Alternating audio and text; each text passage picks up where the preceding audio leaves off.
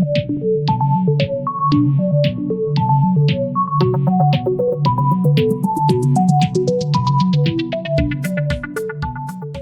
علیکم، یہ ویڈیو ہے سیرت النبی پر، جس میں آپ سیرت النبی قدم با قدم سنیں گے۔ Please click subscribe button and bell icon. شام کا سفر۔ جو ہی آپ نے پتھر پر پاؤں مارا، اس کے نیچے سے صاف اور عمدہ پانی پھوٹ نکلا۔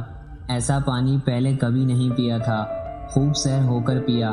پھر انہوں نے پوچھا، بھتیجے کیا آپ سیر ہو چکے؟ نبی کریم صلی اللہ علیہ وسلم نے فرمایا، ہاں۔ آپ نے اس جگہ اپنی ایڑی پھر ماری اور وہ جگہ دوبارہ ایسی خوش ہو گئی جیسے پہلے تھی۔ حضور نبی کریم صلی اللہ علیہ وسلم چند سال اپنے دوسرے چچا زبیر بن عبد المطلب کے ساتھ بھی رہے تھے۔ اس زمانے میں ایک مرتبہ حضور صلی اللہ علیہ وسلم اپنے ان چچا کے ساتھ ایک قافلے میں یمن تشریف لے گئے۔ راستے میں ایک وادی سے گزر ہوا۔ اس وادی میں ایک سرکش اونٹ رہتا تھا۔ گزرنے والوں کا راستہ روک لیتا تھا، مگر جو ہی اس نے نبی کریم کو دیکھا تو فوراً بیٹھ گیا اور زمین سے اپنی چھاتی رگڑنے لگا۔ آپ اپنے اونٹ سے اتر کر اس پر سوار ہو گئے۔ اب وہ اونٹ آپ کو لے کر چلا اور وادی کے پار تک لے گیا۔ اس کے بعد آپ نے اس اونٹ کو چھوڑ دیا۔ یہ قافلہ جب سفر سے واپس لوٹا تو ایک ایسی وادی سے اس کا گزر ہوا جو طوفانی پانی سے بھری ہوئی تھی۔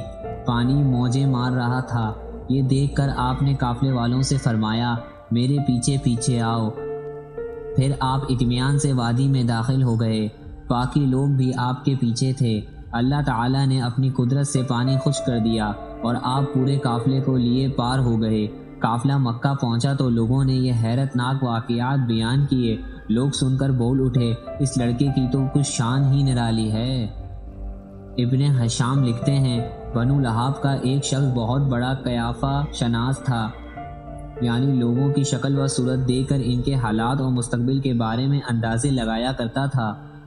مکہ آتا تو لوگ اپنے بچوں کو اس کے پاس لاتے، وہ انہیں دیکھ دیکھ کر ان کے بارے میں بتاتا تھا۔ ایک بار یہ آیا تو ابو طالب آپ کو بھی اس کے پاس لے گئے، اور اس وقت آپ ابھی نوعمر لڑکے ہی تھے۔ قیافہ شناس نے آپ کو ایک نظر دیکھا، پھر دوسرے بچوں کو دیکھنے لگا۔ فارغ ہونے کے بعد اس نے کہا، اس لڑکے کو میرے پاس لاؤ۔ ابو طالب نے یہ بات محسوس کر لی تھی کہ قیافہ شناس نے ان کے بھتیجے کو عجیب نظروں سے دیکھا ہے، لہٰذا وہ آپ کو لے کر وہاں سے نکل آئے تھے۔ جب قیافہ شناس کو معلوم ہوا کہ آپ وہاں موجود نہیں ہیں تو وہ چیخنے لگا، تمہارا برا ہو، اس لڑکے کو میرے پاس لاؤ جسے میں نے ابھی دیکھا ہے، اللہ کی قسم وہ بڑی شان والا ہے۔ ابو طالب نے نکلتے ہوئے اس کے یہ الفاظ سن لیے تھے۔ ابو طالب نے تجارت کے غرض سے شام جانے کا ارادہ کیا۔ نبی کریم صلی اللہ علیہ وسلم نے بھی ساتھ جانے کا شوق ظاہر فرمایا۔ بعض روایت میں آیا ہے کہ آپ نے جانے کے لیے خاص طور پر فرمائش کی۔ ابو طالب نے آپ کا شوق دیکھ کر کہا، اللہ کی قسم میں اسے ساتھ ضرور لے جاؤں گا، نہ یہ کبھی مجھ سے جدا ہو سکتا ہے، نہ میں اسے کبھی اپنے سے جدا کر سکتا ہوں۔ ایک روایت میں یوں آیا ہے، آپ نے ابو طالب کی اونٹ کی لگام پکڑ لی اور فرمایا، چچا جان، آپ مجھے کسی کے پاس چھوڑے جا رہے ہیں؟ میری نہ ماں ہے نہ باپ۔ اس وقت آپ کی عمر مبارک 9 سال تھی۔ آخر ابو طالب آپ کو ساتھ لے کر روانہ ہوئے، آپ کو اپنی اونٹنی پر بٹھایا۔ راستے میں عیسائیوں کی ایک عبادت گاہ کے پاس ٹھہرے۔ خانقاہ کے راہب نے نبی کریم صلی اللہ علیہ وسلم کو دیکھا تو چونک اٹھا۔ اس نے ابو طالب سے پوچھا، یہ لڑکا تمہارا کون ہے؟ انہوں نے جواب دیا، میرا بیٹا ہے۔ یہ سن کر راہب نے کہا، یہ تمہارا بیٹا نہیں ہو سکتا۔ یہ سن کر ابو طالب بہت حیران ہوئے، بولے، کیا مطلب؟ یہ کیوں میرا بیٹا نہیں ہو سکتا بھلا؟ اس نے کہا، یہ ممکن نہیں، اس لڑکے کے باپ زندہ ہوں، یہ نبی ہے۔ مطلب یہ تھا کہ ان میں جو نشانیاں ہیں وہ دنیا کے آخری نبی کی ہیں، اور ان کی ایک علامت یہ ہے کہ وہ یتیم ہوں گے۔ ان کے باپ کا انتقال اس زمانے میں ہو جائے گا جب کہ وہ ابھی پیدا ہونے والے ہوں گے۔ اس لڑکے میں آنے والے نبی کی تمام علامت موجود ہیں۔ ان کی ایک نشانی یہ ہے کہ بچپن میں ان کی والدہ کا بھی انتقال ہو جائے گا۔ اب ابو طالب نے اس راہب سے پوچھا، نبی کیا ہوتا ہے؟ راہب نے کہا، نبی وہ ہوتا ہے جس کے پاس آسمان سے خبریں آتی ہیں اور پھر وہ زمین والوں کو ان کی اطلاع دیتا ہے۔ تم یہودیوں سے اس لڑکے کی حفاظت کرنا۔ اس کے بعد ابو طالب وہاں سے آگے روانہ ہوئے۔ راستے میں ایک اور راہب کے پاس ٹھہرے۔ یہ بھی ایک خانقاہ کا عابد تھا۔ اس کی نظر بھی نبی کریم صلی اللہ علیہ وسلم پر پڑی تو یہی پوچھا، یہ لڑکا تمہارا کیا لگتا ہے؟ ابو طالب نے اس سے بھی یہی کہا، یہ میرا بیٹا ہے۔ راہب یہ سن کر بولا کہ تمہارا بیٹا نہیں ہو سکتا، اس کا باپ زندہ ہو ہی نہیں سکتا۔ ابو طالب نے پوچھا، وہ کیوں؟ راہب نے جواب میں کہا، اس لیے کہ اس کا چہرہ نبی کا چہرہ ہے، اس کی آنکھیں ایک نبی کی آنکھیں ہیں، یعنی اس نبی جیسی جو آخری امت کے لیے بھیجے جانے والے ہیں۔ ان کی علامات پرانی آسمانی کتابوں میں موجود ہیں۔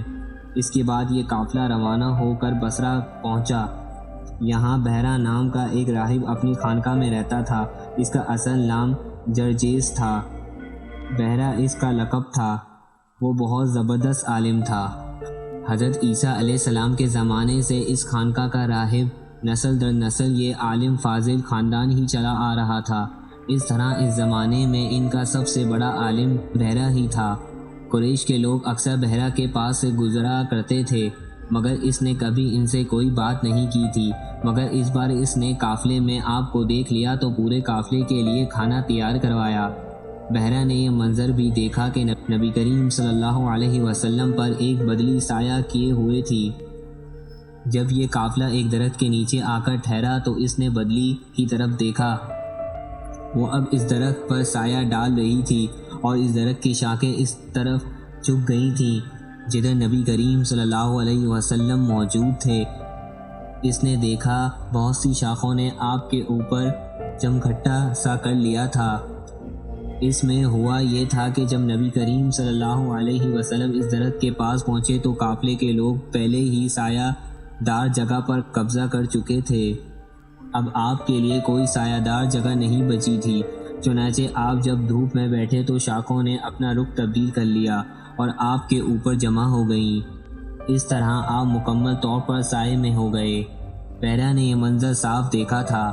آپ کی نشانی دیکھ کر اس نے قافلے والوں کو پیغام بھجوایا، اے قریشیوں، میں نے آپ لوگوں کے لیے کھانا تیار کروایا ہے۔ میری خواہش ہے کہ آپ تمام لوگ کھانا کھانے آئیں، یعنی بچے، بوڑھے اور غلام سب آئیں۔ بحرہ کا یہ پیغام سن کر قافلے میں سے ایک نے کہا، اے بحرہ، آج تو آپ نیا کام کر رہے ہیں، ہم تو اکثر اس راستے سے گزرتے ہیں، آپ نے کبھی دعوت کا انتظام نہیں کیا، پھر آج کیا بات ہے؟ بحرہ نے انہیں صرف اتنا جواب دیا، تم نے ٹھیک کہا، لیکن بس آپ لوگ مہمان ہیں اور مہمان کا اکرام کرنا بہت اچھی بات ہے۔ اس طرح تمام لوگ بحرہ کے پاس پہنچ گئے، لیکن اللہ کے رسول صلی اللہ علیہ وسلم ان کے ساتھ نہیں تھے، انہیں پڑاؤ ہی میں چھوڑ دیا گیا تھا۔ آپ ناظرین سے درخواست ہے جب بھی آپ صلی اللہ علیہ وسلم کا نام سورۃ النبی میں سنا کریں تو آپ صلی اللہ علیہ وسلم پر درود شریف ضرور پڑھا کریں۔ جزاک اللہ خیر۔ امید ہے کہ یہ ویڈیو آپ کو اچھی لگی ہوگی۔ پھر ملیں گے اس کے اگلے حصے میں، جب تک کے لیے اللہ حافظ۔